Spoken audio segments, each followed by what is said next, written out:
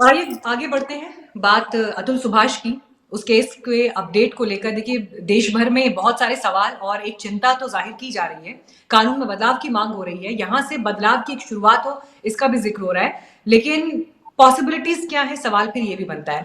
आज पैनल में मेरे साथ सीनियर एडवोकेट आभा सिंह जी इस वक्त जुड़ गई हैं। आभा मैम, बहुत स्वागत है आपका आज प्लेटफॉर्म पर हमारे। और दी वन इंडिया शो में मैम देखिए हम लोग अक्सर इंडिया के उन मुद्दों को लेकर आते हैं जो मेन स्ट्रीम का हिस्सा नहीं बन पाते, लेकिन अतुल सुभाष की खबर अपने आप में एक ऐसी खबर है जिसमें आप मेन स्ट्रीम ऑफ बीट सब छोड़ दीजिए, इस पर आज देश में सभी लोग बात कर रहे हैं, चिंतित हैं। मैं अभी आज का जब अपडेट देख रही थी इस खबर को लेकर, फाइनली बेंगलुरु पुलिस की टीम पहुंची है जौनपुर। घर के बाहर ताला लगा था, हालांकि उन्होंने नोटिस चिपका दिया वहां पर कि 3 दिन में आप पुलिस के सामने पेश होइए और आगे की प्रोसीडिंग्स के लिए। लेकिन बड़ी तेजी से और बड़े एग्रेसिवली लोग ये पूछ रहे हैं कि अगर यही चीज लड़की की डेथ हुई होती, सुसाइड किया होता, तो कोई भी लड़का जो उस मामले में इन्वॉल्व होता वो विद इन हाफ आवर, 1 घंटा 2 घंटे में अरेस्ट हो जाता। इतना समय क्यों लग गया? जहां पर निकिता सिंघानिया का परिवार रात में घर से निकल गया, होटल के सीसीटीवी फुटेज आ रहे हैं वो जहां पर गए, एंड अभी वो अनट्रेसेबल है। बिल्कुल, देखिए ये बात तो बहुत दुख की है। अतुल सुभाष के पूरे परिवार के साथ हम लोग का सबकी सिंपैथी है, सहानुभूति है। लेकिन मैं ये चाहूंगी कि जैसे निर्भया के बाद एक क्रिमिनल लॉ अमेंडमेंट एक्ट 2013 आया और कितनी बच्चियों को उसके बाद प्रोटेक्शन मिला, अतुल सुभाष की जो ये मृत्यु हुई है, ये इसका ये जाया ना जाए। क्योंकि सबसे बड़ी जी चीज क्या है कि वो जौनपुर 40 बार बुलाए गए।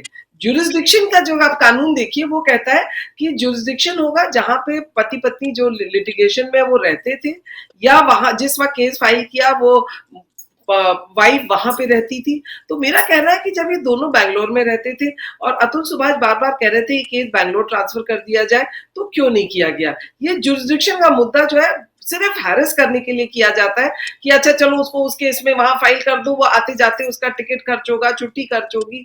तो ये जो जुरिस्डिक्शन का मामला है ना, supreme court should make it very clear कि जहां पे ऑफेंस हुआ हो या जहां पे कपल रहते हैं, ये सिर्फ आपको किसी को परेशान करने के लिए law is not there, it is there for justice. So this is one very important issue and definitely you are right कि वाइफ को अरेस्ट तो अब तक कर लेना चाहिए था, क्योंकि इतना एविडेंस अगर सामने आ रहा है। लेकिन देखिए हमारे देश का कानून कहता है कि ड्यू प्रोसेस ऑफ लॉ, तो पुलिस ने नोटिस दिया है। मुझे लगता है वो भाग नहीं पाएंगी, उनको उनके कर्मों की सजा जरूर मिलेगी और कर्नाटक पुलिस उनको लेके जाएगी। लेकिन ये भी देखिए, जौनपुर जो हम लोग कहते हैं फिशिंग एक्सपीडिशन, आप जाते हैं उस जगह एफआईआर करते हैं जहां पुलिस से आपकी सेटिंग हो। तो ये केस पुलिस का करप्शन भी दिखा रहा है कि जौनपुर पुलिस में इन्होंने अपना पैसा दे के केस करा दिया, लिखा दिया, और उसने कहा भी अपने सुसाइड नोट में कि बैंगलोर में कर्नाटक पुलिस ज्यादा अच्छी है, कर्नाटक में मुझे न्याय मिलेगा, ये केस कर्नाटक पुलिस करे। तो ये मुझे लगता है जौनपुर पुलिस के लिए भी एक धब्बा है कि आपने इस तरह से मर्डर का मुकदमा एक हस्बैंड वाइफ के केस में चला दिया, जहां पे वो कहता है कि बाद में पत्नी ने माना कि जो है वो एक फादर की हार्ट अटैक से डेथ हुई, लेकिन आप मर्डर लगा दे रहे हैं। तो ये साफ दिखाता है कि मतलब एकदम कानून का खिलवाड़ हो गया है। कानून वही है जो पुलिस की वर्दी कहती है, तो ये चीज अब कंट्रोल करना बहुत जरूरी है। मैम, मैं आपसे ये जानना चाहूंगी इस केस में आपकी नजर में कितने गुनहगार हैं? देखिए मैं तो इसमें सबसे पहले तो बिल्कुल पत्नी गुनहगार है, उसकी माँ, अगर और जो कह रहा है कि ब्रदर इन लॉ जो वो जिनके नाम एफआईआर में है, अगर वो इसको धमका के बेचारा बच्चा अपना पढ़ लिख के काबिल बना, इंजीनियर बना, एक पोस्ट पे आया, उसका पैसा अगर लूटने के लिए लगे हुए हैं, तो ये सब गुनाहगार हैं जिनके नाम एफआईआर में। साथ ही साथ मैं सबसे बड़ा गुनाहगार तो जौनपुर पुलिस को मानती हूँ, जिसने झूठी मर्डर की केस फाइल करी, जिसने जितने भी झूठे एफआईआर हुए, क्योंकि डाउरी भी अगर 498 आप लगा रहे हैं तो आपके पास प्रूफ होना चाहिए ना कि रिटन स्टेटमेंट है या रिकॉर्डिंग है कि उसने डाउरी मांगी। और शादी हुई 19 में, उस वक्त डाउरी का इशू नहीं आया, 3 साल बाद आया। देखिए आप दिखा भी रहे हैं प्रभारी अधीक्षक जौनपुर धनंजय राय, तो ये इन लोग को भी अरेस्ट किया जाना चाहिए, क्योंकि पुलिस जो है ये सिर्फ यूपी नहीं, हर जगह डाउरी केसेस में तुरंत एफआईआर लिखती है, और 80% केसेस जो है वो बाद में सेटल हो जाते हैं, वो उनकी चार्जशीट भी नहीं फाइल होती, क्योंकि पुलिस के एफआईआर के डर से लड़के पैसे दे देते हैं, परिवार डर जाते हैं, और पुलिस की भी अच्छी कमाई हो जाती है। तो जो भ्रष्टाचार है उस पर अटैक होना चाहिए। एक चीज मैं आपसे और समझना चाहूंगी आवा जी, जब हम इन केसेस को आज की तारीख में पलट कर करीब से देख रहे हैं, क्योंकि बहुत सारे लोग अब इन अ वे अगर इसको मैं कहूँ तो ये पुरुषों के लिए एक मी टू मोमेंट जैसी स्थिति आज की तारीख में देश में पैदा हो गई है, जहां कई लोग सामने आ रहे हैं, कह रहे हैं हमारे साथ भी ऐसा हुआ, हम भी झुके, हमको भी इतना पैसा देना पड़ा, ये हुआ वो हुआ। इतनी कहानियां देश भर में अलग अलग हिस्सों में पड़ी हुई हैं।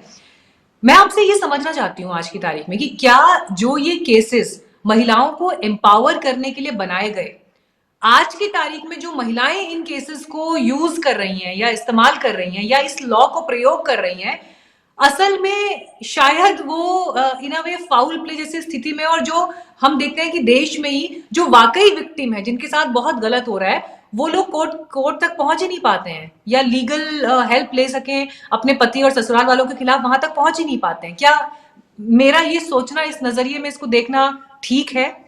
Correct me if I am wrong. बिल्कुल सही है मीनाक्षी जी, बहुत सही बात आप कह रही हैं कि जो ये कानून बने थे, ये एम्पावर नहीं, विमेन को प्रोटेक्ट करने के लिए बने थे। 2022 की एनसीआरबी रिपोर्ट कहती है कि 6,400 शादीशुदा महिलाओं को जला के मारा गया डाउरी के लिए। तो ये तो रिपोर्टेड केसेस हैं, तो 6,400 से तो कहीं ज्यादा होंगे। तो अगर आज भी रोज 50 मैरिड विमेन जला के मारी जा रही हैं, और एफआईआर में मैंने खुद देखा है, एफआईआर में कॉज ऑफ डेथ लिखा जाता है किचन फायर। तो किचन फायर वर्ल्ड में कहीं नहीं लगती, सिर्फ हिंदुस्तान में लगती है। इस वजह से 498A लाया गया था। लेकिन बाद में इसको जो है, सब लोग नहीं, कुछ जो लोग हैं शहरों में, पुलिस का जिनके पास कांटेक्ट है, अच्छे वकील है, वो इसका मिसयूज कर लेते हैं। लेकिन मिसयूज क्यों होता है? क्योंकि जब एफआईआर हो गई तो आप कहते हैं कि ये मैटर कंपाउंडेबल है।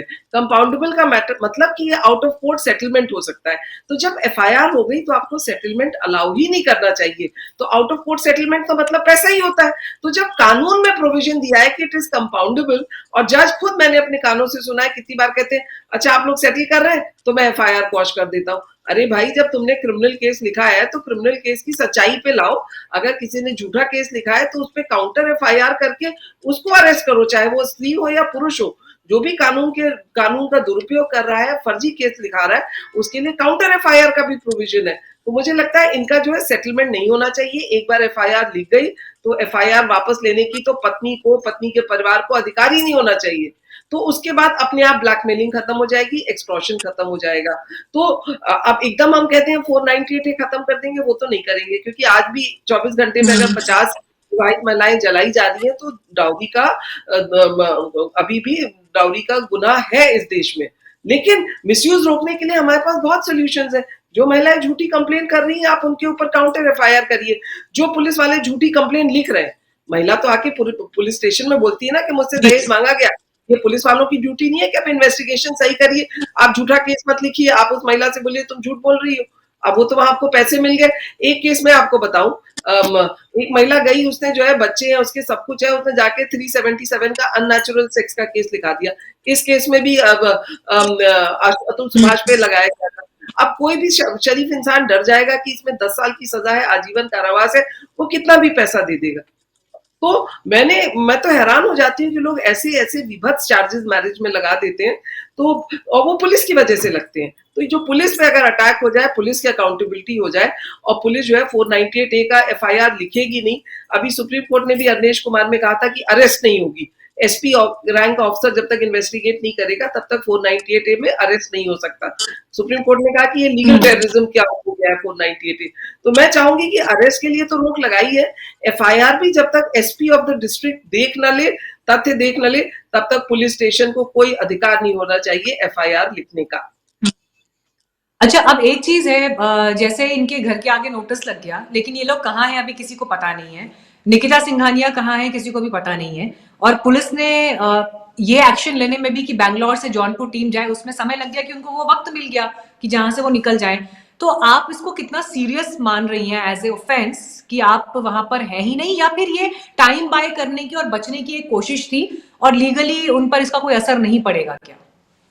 नहीं, देखिए, अब वो कोशिश करेंगी कि वो तुरंत जो है सेशंस कोर्ट मूव कर जाए, एंटिसिपेटरी बेल ले ले, वहां पे वो बेल की कोशिश करेंगी। वहां से नहीं मिलेगी तो हाई कोर्ट आने की कोशिश करेंगी। लेकिन अगर वो कोऑपरेट नहीं करती हैं तो पुलिस के पास पावर्स है कि वो इनको जो है कुर्की कर दे, इनका जो सब जो है इनको एब्सकॉन्डर, इनको भगोड़ा डिक्लेयर कर दे, और इनकी जो प्रॉपर्टीज है इनकी उसको कॉन्फिस्केट कर ले। तो वो भी सेक्शंस लगाए जा सकते हैं। और ये जो भागी हैं और जो लोग इनको शह दे रहे हैं, उनको भी गलत प्रोटेक्शन देने के लिए उन पे एफआईआर की जा सकती है। तो मैं आपके चैनल के थ्रू माध्यम से कहना भी चाहूंगी कि जो कोई इनको प्रोटेक्ट कर रहा है, आप भी जान लीजिए आप गुनाह कर रहे हैं और आप पे कार्रवाई हो सकती है। और बहुत दिन ये भाग नहीं पाएंगे, क्योंकि इतना इस तरह का अगर केस हुआ है कि आप 3 करोड़ मांग रहे हैं, फिर जज के ऊपर भी उठा है सवाल उठ रहे हैं, तो जुडिशियल करप्शन भी मुझे लगता है कि जस्टिस फॉर अतुल सुभाष जो है फैमिली कोर्ट्स में सुधार लाएगा। क्योंकि मैं खुद फैमिली कोर्ट बिल्कुल। जाना मैंने हाथ जोड़ लिए कि मैं नहीं जाऊंगी, क्योंकि वहां पे कोई सुनवाई नहीं होती। आज अगर आपकी तारीख है तो अगली तारीख जज जो है 2 महीने बाद की देता है। 2-2 3-3 साल कस्टडी बच्चों की नहीं डिसाइड होती, विजिटेशन नहीं होता। एक केस में तो 3 साल से एक बाप है वो मेंटेनेंस देता जा रहा है, लेकिन उसके बच्चे 8 साल से 12 साल के हो गए, लेकिन उसको बच्चों से मिलने नहीं दिया पत्नी ने। जिस दिन कोर्ट परमिशन देता भी है तो वो घर का पता बदल देती है। तो मुझे लगता है फैमिली कोर्ट को अब स्ट्रीमलाइन करना पड़ेगा। इनको भी इनका जो है, इनका जिस तरह से लाइव स्ट्रीमिंग होती है, फैमिली कोर्ट्स में भी लाइव स्ट्रीमिंग की जाए। और सबसे बड़ी चीज मीनाक्षी जी, आप वर्चुअल कर दीजिए ना। अगर हम बॉम्बे से बैठ एग्जैक्टली। कोर्ट में हम कर सकते हैं, तो वो कर्नाटक से क्यों नहीं वो कर सकता जौनपुर। और जब फिजिकल कल मैम कॉन्टैक्ट नहीं होगा। इनफैक्ट कल इनफैक्ट मेरी बात हो रही थी, जो इनके ब्रदर हैं अतुल सुभाष के भाई, वो हमारे साथ लाइव थे। और जब उनसे बात थी, मुझे उनकी बातचीत में 2 पॉइंट बहुत इंपॉर्टेंट लगे। उन्होंने एक तो ये कहा कि पति पत्नी के बीच का मसला है, देखिए जहां पर बहुत ज्यादा ज्यादती हुई है, मारपीट जैसी चीज, या जहां पर बहुत आपको जो प्रथम दृष्टया दिख रहा है कि ये बड़ा विभत्स मामला है, वहां पर आप क्रिमिनल धाराओं को जोड़िए। लेकिन जहां पर आपको दिख रहा है कि दो लोग हैं, वेल इनफ जॉब करते हैं, ठीक ठाक जगह पर है, हालत से भी ठीक लग रहे हैं प्रथम दृष्टया, तो वहां पर कम से कम आप क्रिमिनल उन चीजों में मत लेकर आइए, धाराओं में उसको आप उसको इस तरह से डील करिए कि दोनों पक्ष बराबरी पर खड़े हैं, और अगर जिस पर एलिगेशन लगे हैं उसको भी आप उस तरह से इन्वेस्टिगेट करिए। लेकिन जहां पर आप पहले ही हत्या से लेकर अननेचुरल सेक्स और ये सब चीजें डाल देते हैं, वहां पर सिचुएशन और ज्यादा खराब हो जाती है। और दूसरा पॉइंट उन्होंने जो एक उठाया, जो क्योंकि आपने अभी वर्चुअल हियरिंग की बात की, सही बात है ना, सामने वाला कोई टेररिस्ट नहीं है ना, या कोई ऐसा मतलब हैबिचुअल ऑफेंडर या कोई ऐसा अपराधी नहीं है कि जिसको बिल्कुल आपको प्रोसीजर इज द पनिशमेंट वाली कैटेगरी में मतलब डालना हो। तो वो चीज है। और दूसरी बात उनके भाई ने जो बोली वो ये थी कि हम ये देख रहे हैं कि जब हम इस लड़ाई को लड़ रहे थे, हमारी कहीं कोई सुनवाई ही नहीं है, कोई हमें सुन ही नहीं रहा है, और पहली नजर में ही हम दोषी हैं।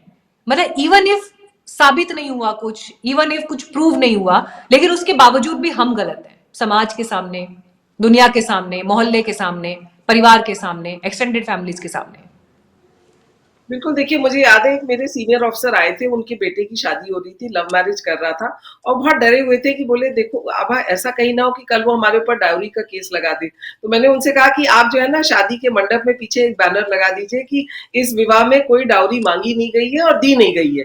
देखिए आजकल लोग इतने डर चुके हैं शादी करते वक्त लड़के वाले कि कहीं हम पे झूठा केस न लग जाए और हमारी इज्जत को बट्टा लग जाए। बिल्कुल सही बात मीनाक्षी जी आपने कही कि तुरंत आपको गिल्टी डिक्लेयर कर दिया जाता है, और जबकि कोई डाउरी एक्चुअली किसी ने दी नहीं होती। आज के जमाने में बच्चे लव मैरिज कर रहे हैं, मैं तो देखती हूँ कि लड़के के माँ बाप ज्यादा पैसा खर्च करने लगे हैं कई शादियों में, मतलब लड़कियों से ज्यादा लड़के वाले कर रहे हैं।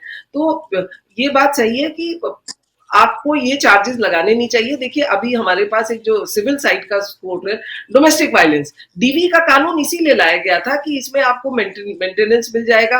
आपको अगर टॉर्चर किया जा रहा है तो घर में आपका एरिया अलग कर दिया जाएगा कि आपका पति आपके पास कमरे में नहीं आ सकता, आपके बच्चों को आप मेंटेनेंस देंगे। तो डोमेस्टिक वायलेंस एक्ट इसीलिए लाया गया था कि इसमें कोई क्रिमिनल सेक्शन नहीं था, सिर्फ शादियां जो इस तरह की चल नहीं रही थी उनमें पीस लाने के लिए। तो सिविल की जगह लोगों को लगता है कि क्रिमिनल तुरंत एफआईआर करो, पुलिस की डर से हमको पैसे मिल जाएंगे, या पुलिस की डर से हमारा गहना मिल जाएगा, या स्त्री धन में जो हमको ससुराल से गहना मिला है वो भी मैं ले लूंगी। आप मानेंगी नहीं, आज सुबह ही सुबह 6 बजे मेरे पास एक मैसेज आया किसी का कि हमारी बहू डिवोर्स दे रही है, वो छोड़ के हमको चली गई है, बॉम्बे में वो काम कर रही है 4 साल से, और हमने उस जो गहना उसके यहाँ से आया था वो भी दे दिया, हमारा भी दे दिया, सब दे दिया, पैसा भी दे रहे हैं, लेकिन मेरा बेटा गाड़ी नहीं देना चाहता, गाड़ी उसने खुद खरीदी है।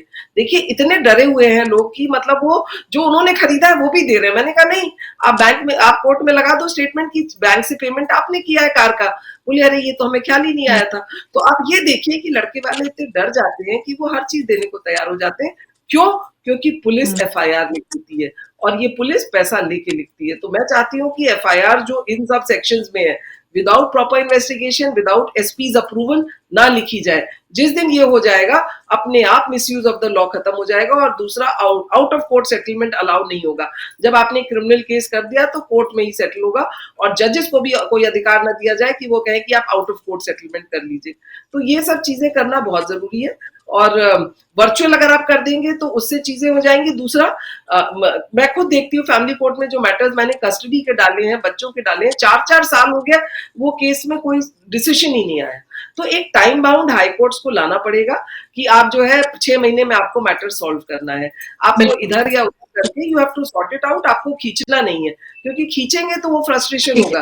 तो जुडिशियल रिफॉर्म्स की बहुत जरूरत है। इलाहाबाद हाईकोर्ट जो इतना एक्टिव है, अभी तक चुप बैठा हुआ है, मैं वही देख रही हूँ इलाहाबाद हाईकोर्ट क्या एक्शन लेता है। एक पॉइंट और बस मैम आखिरी सवाल के रूप में आपके सामने लेकर आऊंगी। बहुत सारे लोगों के मन में ये भी सवाल है, क्योंकि अभी तक निकिता सिंघानिया की तरफ से कुछ नहीं आया है, जो भी आया है वो अतुल सुभाष की फैमिली की तरफ से भी आया है। हालांकि जिस तरह की चीजें अतुल की तरफ से आई हैं, उन्होंने तो पूरा डॉक्यूमेंट पूरे देश के सामने रखा है और बहुत सारे प्रूफ्स लगाए हैं, सब चीजें लगाए हैं, परिवार की भी जो स्थिति है, जो हालत है, बहुत कुछ दिखाई दे रहा है। लेकिन क्या आपको लगता है कि कल को निकिता का पक्ष अगर सामने आता है तो तस्वीर कुछ और भी हो सकती है, कुछ बदल भी सकती है, और अभी शायद इमोशंस का, भावावेश का इतना ज्यादा प्रभाव है कि एक तरफा ही बात हो रही है, लेकिन क्या दूसरी तरफ भी इसका हो सकता है कुछ? देखिए, ये मदर जिस तरह भाग रही है, इससे जो है ये छुपा रही है। अगर आप गलत नहीं है तो आप सामने आके खड़े होइए, आप बताइए कि ये मेरा सबूत है। और तो वो इनके भागने से साफ पता चल रहा है कि इनका कुछ वो है। दूसरी बात, जब दोनों बैंगलोर में रह रहे थे, अगर निकिता सिर्फ न्याय के लिए लड़ रही थी तो बैंगलोर में क्यों नहीं केस फाइल किया? जौनपुर लाके, मतलब समस्तीपुर का लड़का जौनपुर में आके एफआईआर कर रहे हैं, दोनों बैंगलोर में नौकरी कर रहे हैं। यही दिखाता है कि कितना आपने इसको जो है कानून प्रक्रिया से खिलवाड़ करने की कोशिश की है। आप जो बैंगलोर में करती, कोई दिक्कत नहीं होती। फिर जो कोर्ट ने पैसा भी दिया, सुप्रीम कोर्ट की गाइडलाइंस है मोरलेस की हस्बैंड की इनकम का 25% दिया जाना चाहिए। यहाँ पे अगर जो मैं पेपर्स देख रही हूँ, जो मैंने भी पढ़ा है, आपने भी पढ़ा होगा, कि अगर 84,000 की सैलरी थी, उसमें 40,000 बच्चे के लिए दे दिया, तो आपने सीधे 50% दे दिया। तो आपने तो इसको इस लाख पे ला दिया कि ना वो वकील कर पाएगा, ना वो हवाई जहाज से बैंगलोर जौनपुर आ पाएगा, और मदर भी नौकरी करती है। देखिए, अभी बॉम्बे हाईकोर्ट ने जहाँ पे वाइफ्स वर्क कर रही हैं, तो उन्होंने वाइफ से कहा कि हस्बैंड को पैसा दो। प्रोग्रेसिव स्टेट ये होते हैं। यही उनको था कि अगर कर्नाटक में करेंगे, पढ़ा लिखा स्टेट है, जजेस भी पढ़े लिखे होंगे, they will be more proactive. But Jaunpur में जाके जहाँ पे कोई राम भरोसे हर चीज चलती है, वो क्यों फाइल किया? तो ये जो है ना, इनकी नियत का जो है मुझे थोड़ा सा डाउट है।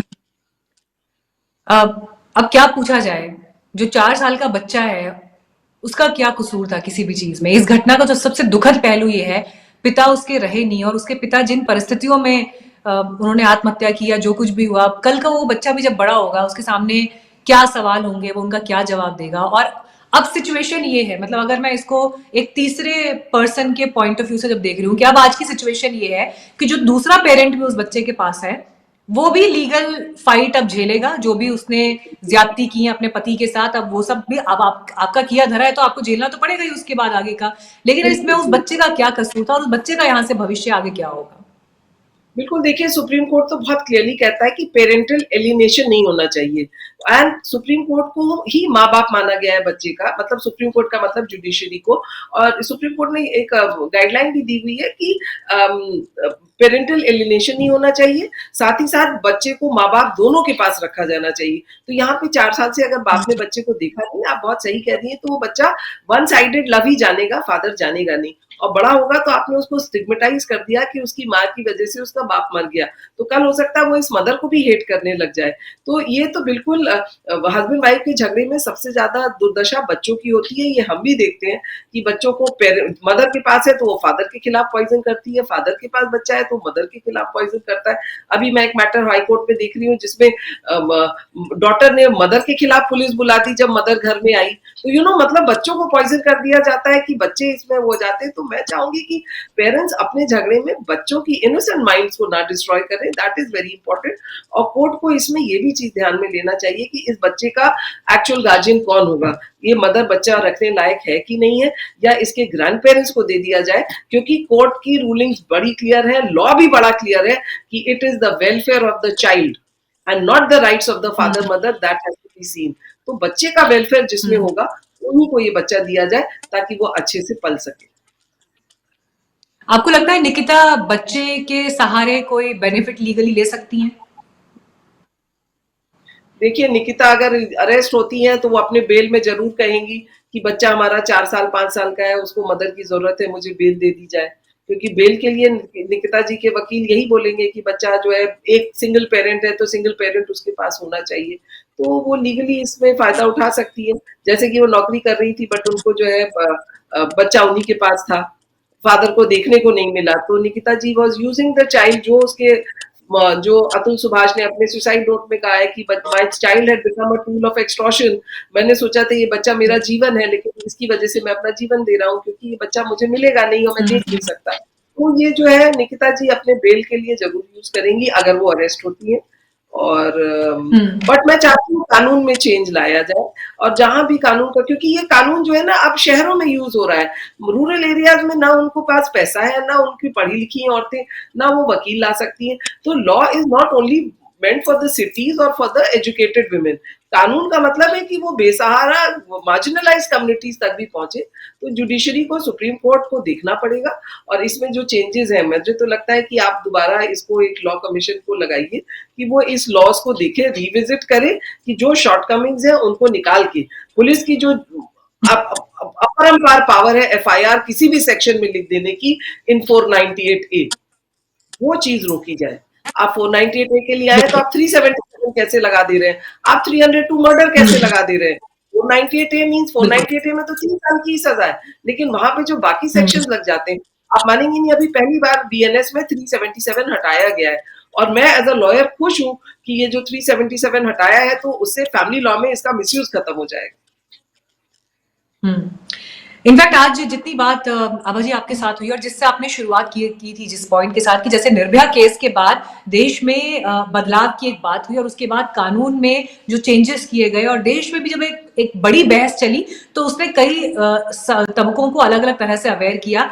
अगर अतुल सुभाष जो आज की तारीख में उन सभी पुरुषों की पीड़ा का चेहरा है, प्रतीक है, जिनके साथ ज्यादतियां हुई हैं, गलत हुआ है, नाइंसाफी हुई है, तो कम से कम आज की तारीख में इंसाफ की एक सूरत ये भी होगी कि भविष्य में किसी और के साथ अतुल सुभाष जैसी घटना या इनफैक्ट मैं कहूंगी दुर्घटना ना घटे, तो शायद इसको ये कहा जाएगा कि यहां से एक कुछ रास्ता बेहतरी की तरफ बढ़ा है। थैंक यू सो मच आभा जी आज इस बातचीत में जुड़ने के लिए और कानूनी रूप से एक बड़ी पिक्चर हमारे दर्शकों के सामने रखने के लिए। बहुत शुक्रिया ma'am, thank you so much.